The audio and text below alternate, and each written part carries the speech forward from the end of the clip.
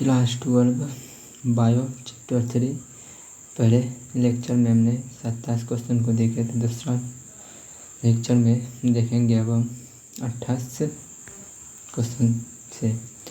28वां question है, गर्भाशय के भीतरी स्तर कहलाता है। गर्भाशय का भीतरी स्तर क्या कहलाता है? मायोमेटेरियम, एंडोमेटेरियम, जनन एपिथेलियम या जर्मिनल एपिथेलियम। जो गर्भाशय के भीतरी स्तर जो है, गर्भाशय के भीतरी स्तर क्या कहलाता है? एंडोमेटेरियम कहलाती है। Option B. अगला क्वेश्चन क्या है, अंडोत्सर्जन की क्रिया किसके प्रभाव से होती है? अंडोत्सर्जन की क्रिया जो है किसके प्रभाव से होती है? वो एलएच के प्रभाव से होती है। एलएच के प्रभाव से होती है। ऑप्शन ए सही। अगला क्वेश्चन है, गैमीट निर्माण को कहते हैं। गैमीट निर्माण को क्या कहते हैं? गैमीटोजेनेसिस, साइटोकाइनेसिस, स्पोरोजेनेसिस या मायोसाइट।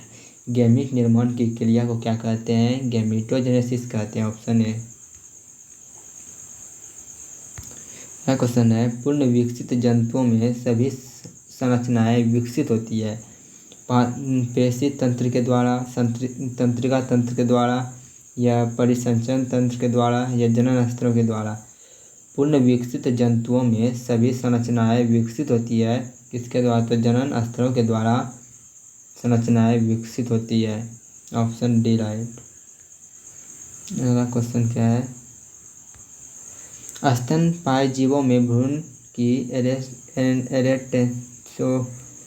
एलेटोइस किसमें सहायता करती है? किसमें सहायता करती है? तो पोषण में सहायता करते हैं। स्तनपायी जीवों में भ्रूण की एलेटोइस किसमें सहायता करती है? तो पोषण में सहायता करती है। ऑप्शन डी सही। अगला क्वेश्चन है, ग्राफियन पुटक पाई जाती है। ग्राफियन पुटक कहाँ पाई जाती है? स्तनियों के विषण में, मेढक के अंडाशय में, तेलचट्टा के अंडाशय में, स्तनियों के अंडाशय में। जो ग्राफियन पुटक पाई जाती है वो स्तनियों के अंडाशय में पाई जाती है। ऑप्शन डी सही होगा। जनन अंग विकसित होते हैं भ्रूण अवस्था में। तो एक्टोडर्म से, एंडोडर्म से या मेसोडर्म से या एबीसी। जो जनन अंग होता है भ्रूणीय अवस्था में विकसित होते हैं किसमें? तो मेसोडर्म में उपस्थित होते हैं। मेसोडर्म से। ऑप्शन सी होगा सही। अगला क्वेश्चन है, किस जनन परत से रक्त तथा परिवहन तंत्र का उद्भव होता है? एक्टोडर्म में, मेसोडर्म में, एंडोडर्म में, इनमें से कोई नहीं। जो रक्त तथा परिवहन तंत्र का उद्भव होता है वो होता है मेसोडर्म में। ऑप्शन बी सही होगा। अगला क्वेश्चन क्या है, फर्टिलाइजिंग प्रोटीन पाए जाते हैं। फर्टिलाइजिंग जो प्रोटीन है किसमें पाया जाता है? अंडाणुओं की सतह पर, शुक्राणु की सतह पर, अंडाणुओं के भीतर, शुक्राणुओं के भीतर। जो फर्टिलाइजिंग प्रोटीन होता है वो शुक्राणुओं की सतह पर पाया जाता है। Option B. कॉर्पस ल्यूटियम के द्वारा स्रावित होने वाला हार्मोन कौन सा है? कॉर्पस ल्यूटियम के द्वारा हार्मोन कौन सा स्रावित होता है? तो जो प्रोजेस्टेरोन होता है वो कॉर्पस ल्यूटियम के द्वारा स्रावित होता है। ऑप्शन सी राइट होगा सही। नामांकित में कौन द्विगुणित संरचना होती है? शुक्राणु, अंडाणु, युग्मज यस भ्रूणपोष। जो द्विगुणित संरचना होती है वो युग्मज होता है, 2n होता है।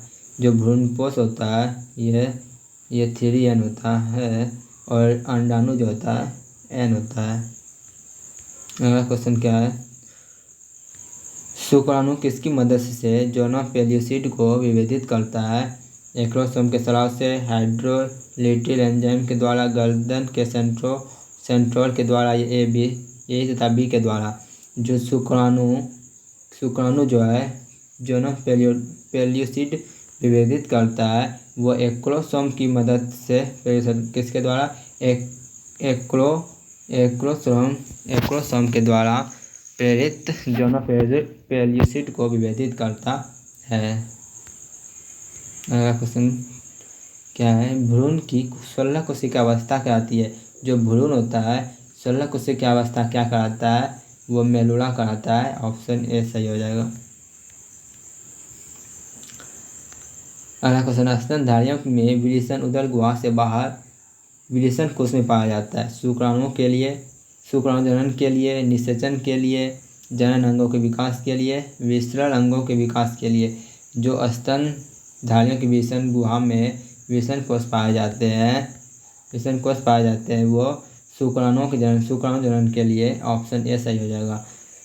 शुक्राणु जनन के लिए स्तनधारियों में विरेचन उदर गुहा के बाहर विरेचन कोष में पाया जाता है। ऑप्शन ए सही हो जाएगा। अगला क्वेश्चन क्या है, अगला क्वेश्चन है, मासिक चक्र के दरमियान किस दिन अंडोत्सर्जन होता है। अंडोत्सर्जन किस दिन होता है। 8 से 10वें दिन, 12वें से 14वें दिन, 14वें से 15 दिन, या मासिक चक्र के अंतिम 2 दिन।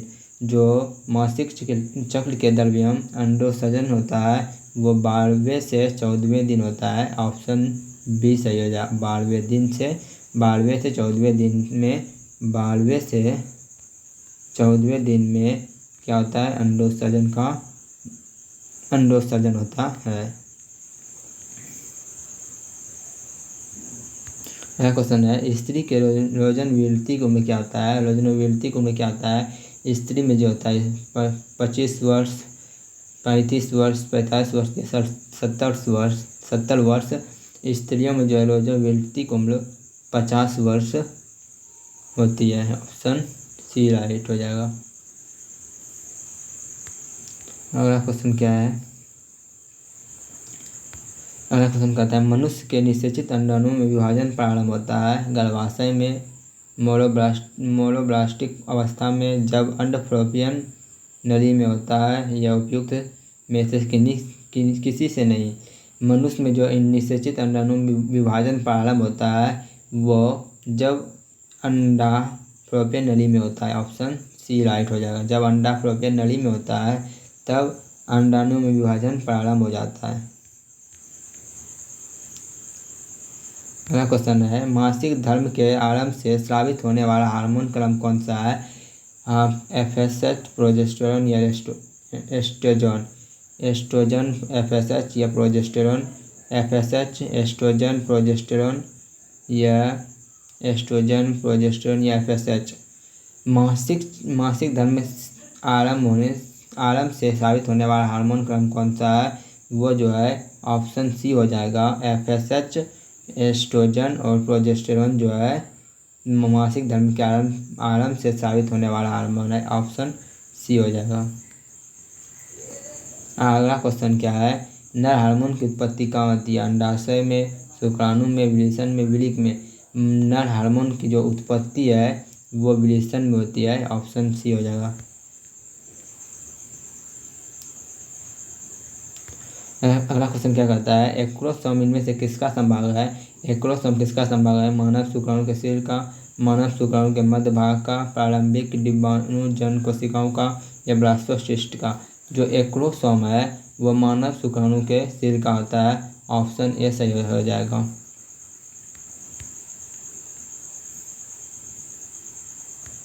अगला क्वेश्चन, इनमें से कौन सी तकनीक पात्र निषेचन के अंतर्गत नहीं आती है। अंतर्गर्भाशय, अंतःकोशिकीय शुक्राणु निक्षेपण, या अंतर्गर्भाशय विसेचन, भ्रूणीय हस्तांतरण, या अंतर्गर्भाशय युक्तियाँ।